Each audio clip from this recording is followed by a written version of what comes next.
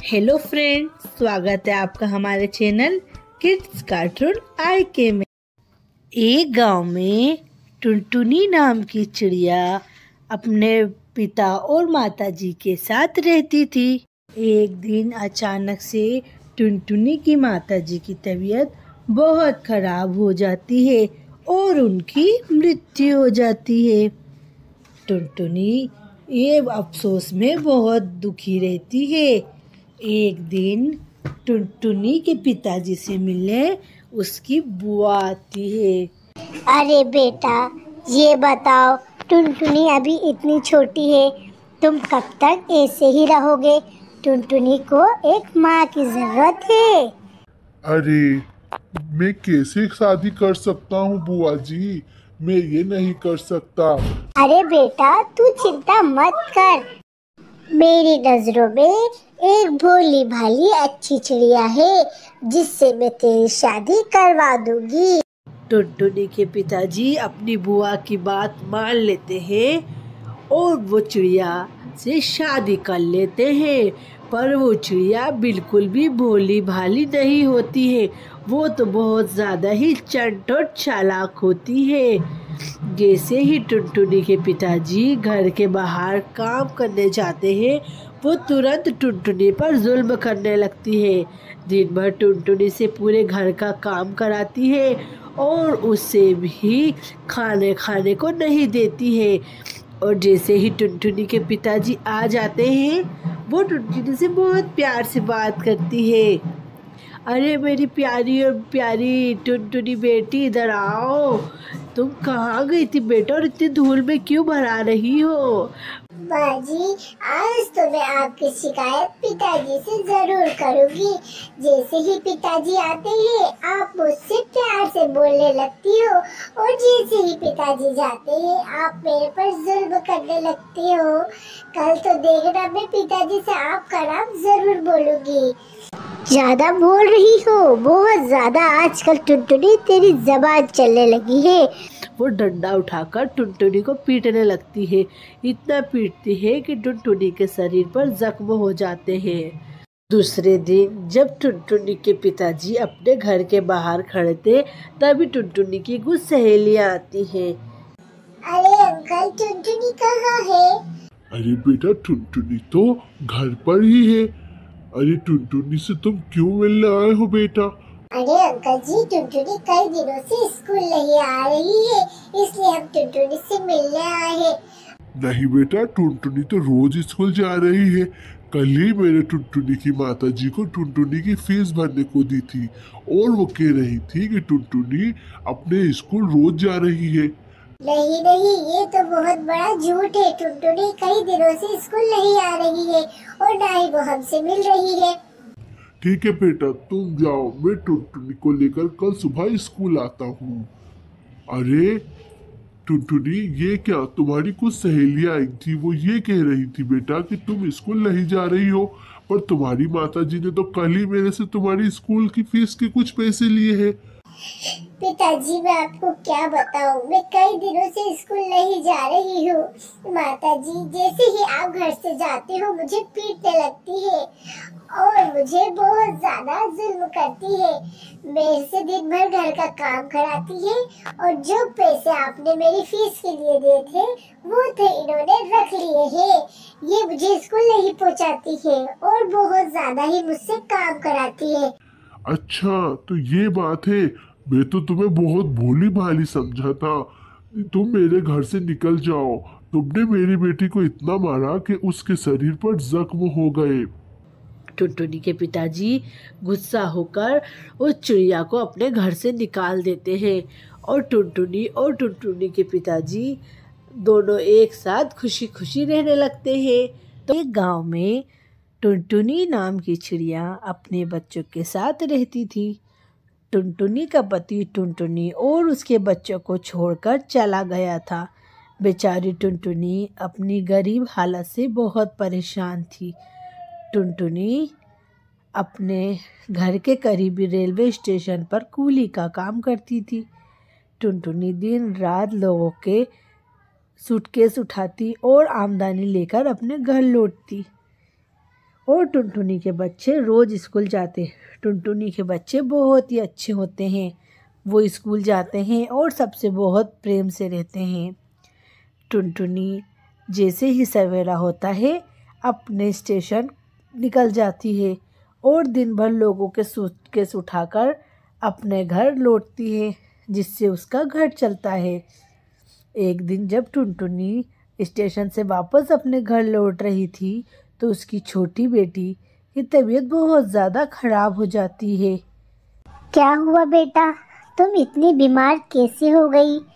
माँ मैं आज स्कूल से आते समय बारिश में भीग गई थी, इसलिए बीमार हो गई। लो बेटा, तुम जल्दी से दवाई ले लो। नहीं माँ नहीं, अपने पास पैसे नहीं है। ये पैसे जो है दवाई अगर ले लेंगे इन पैसों की तो घर कैसे चलेगा माँ जी। और माँ, तुम हमारे लिए कितनी मेहनत करती हो, दिन रात लोगों के सूटकेस उठाती हो और शाम को आकर घर का सारा काम करती हो। माँ जी, आप परेशान मत हो, मैं बड़े होकर आपकी सारी परेशानी दूर कर दूंगी। हाँ बेटा, हाँ, तुम मेरे बहुत अच्छे बच्चे हो। टुनटुनी ऐसा सुनते ही अपने बच्चों को अपने गले लगा लेती है और फुट फुट के रोने लगती है। देखो मेरे बच्चे कितने समझदार हैं, इतनी बीमारी में भी मेरे बच्चे समझदारी की बात कर रहे हैं। टुनटुनी की बेटी नहीं मानती है और दवा नहीं खाती है, जिससे उसकी हालत और बिगड़ जाती है। जब दूसरे दिन टुनटुनी स्टेशन से घर लौटती है तो देखती है कि उसकी बेटी बहुत ज़्यादा कपकपा रही है। टुनटुनी तुरंत जाकर अपने पड़ोसी डॉक्टर को बुला लाती है, पर डॉक्टर टुनटुनी से कहता है, टुनटुनी बहन, तुम्हारी बेटी की तबीयत ज़्यादा खराब है, इसको बहुत महंगी दवाई देनी पड़ेगी जिससे इसकी तबीयत जल्दी ठीक हो जाए। भाई डॉक्टर भाई, मेरे पास इतने पैसे तो नहीं है, मैं भला बताओ कहाँ से इतने पैसे लाऊं। मैं तो एक इतनी गरीब चिड़िया हूँ, दिन भर लोगों का वजन उठाती हूँ, तब कुछ आमदनी मुझे मिलती है। पर टुनटुनी, तुम्हें दवाई तो लाना पड़ेगी। टुनटुनी मायूस होकर अपने घोंसले के बाहर बैठ जाती है और सारे लोगों से मदद मांगने लगती है।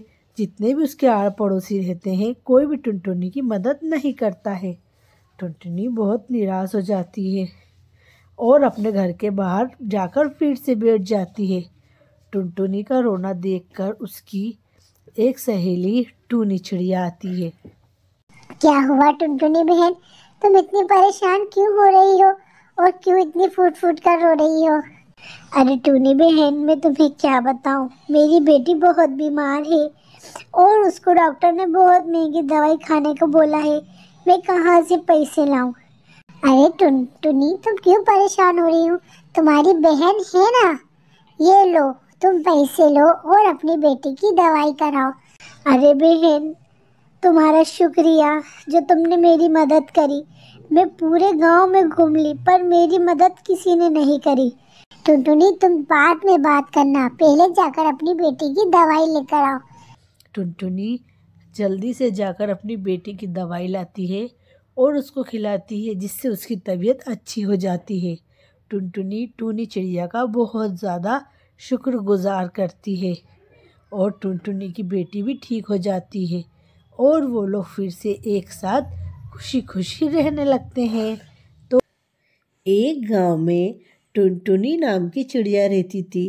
टुनटुनी बहुत ही समझदार और अच्छी चिड़िया थी।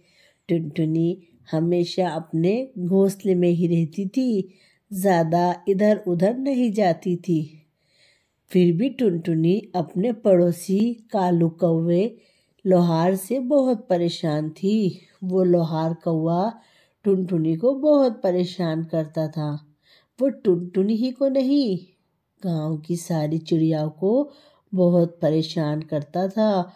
वो थोड़ा बदमाश और लुच्चे टाइप का कौवा था। वो आते जाते सभी चिड़ियाओं को छेड़ता रहता था। और चिड़िया, कहाँ जा रही हो चिड़िया? और टुनटुनी, क्या बात है, आज तो तुम अपने घोंसले में से बाहर नहीं आई। मुझसे डर गई क्या, या मेरे प्यार से डर गई टुनटुनी चिड़िया? ऐसे ही धीरे धीरे सारी गांव की चिड़ियाओं ने अपने घोंसले में से निकलना बंद कर दिया था। वो हमेशा यही कहती थी कि जब घोंसले में से बाहर निकलो, ये लोहार कौवा निगाहें गड़ाए बैठा ही रहता है। सारी चिड़ियाओं लोहार कौवे से बहुत परेशान हो गई थी। एक दिन टुनटुनी और टुनटुनी की सहेली कबूतरी चिड़िया साथ में बैठकर लोहार कौवे के ऊपर बात करती हैं। अरे क्या बताओ टुनटुनी बहन, हम तो इस लोहार कौवे से इतना परेशान हो गए हैं, जहाँ घोंसले में से बाहर निकलो वहाँ ये छेड़ता रहता है। ये तो बहुत ज्यादा ही बेकार कौवा है। हाँ, तुम तो इतनी दूर रहती हो बहन, मैं तो इसकी बिल्कुल करीब ही रहती हूँ। मैंने तो समझ लो कितने दिन हो गए बाहर की धूप भी नहीं देखी है। ये तो मुझे आते जाते छेड़ता है और देख देख कर सीटियाँ बजाता है। मैं तो बहुत परेशान हो गई हूँ कबूतरी बहन। अरे टुनटुनी, ये कौवे के यहाँ बेटी नहीं है ना, इसलिए इसको ऐसा करता है ये। जब इसके यहाँ बेटी पैदा होगी तब इसको पता चलेगा कि ये सब करना बहुत गलत बात है, तभी इसकी अकल ठिकाने आएगी टुनटुनी। ऐसा कह के कबूतरी चिड़िया वहाँ से चली जाती है और टुनटुनी अपने घर के काम में लग जाती है। टुनटुनी और कबूतरी की सारी बातें लोहार कौवा सुन लेता है और बहुत पछताता है। बहुत फूट फूट कर रोने लगता है और अपने सारे गुनाहों से माफ़ी मांग लेता है। लोहार कौवा बहुत ही ज़्यादा सुधर जाता है। वो अपने लोहे की दुकान पर दिन रात मेहनत करता और पूजा करने रोज़ मंदिर जाता। जैसे जैसे वो अपने आप को सुधार रहा था और ईमानदारी के रास्ते पर चल रहा था, उसका लोहे का काम बिल्कुल बंद हो जाता है और वो बहुत ज़्यादा परेशानी में आ जाता है। एक दिन उसका दोस्त कौवा वहाँ आता है और उससे कहता है, लोहार कौवे, जब से तुमने ईमानदारी के रास्ते पर चलना सीखा है, तुम तो और गरीब होते जा रहे हो। तुम तो दिन रात पूजा पाठ करते हो, भगवान को पूजते हो, ईमानदारी के रास्ते पर चल रहे हो, तो तुम तो और गरीब और परेशान हो रहे हो। मैं कई दिनों से देख रहा हूँ कि तुम्हारी दुकान पर कुछ काम भी नहीं आ रहा है। तभी लोहार कौवा उससे कहता है, रुको भाई, मैं तुम्हें कुछ दिखाता हूँ। ये देखो, ये लोहा एक अच्छा लोहा है और एक खराब।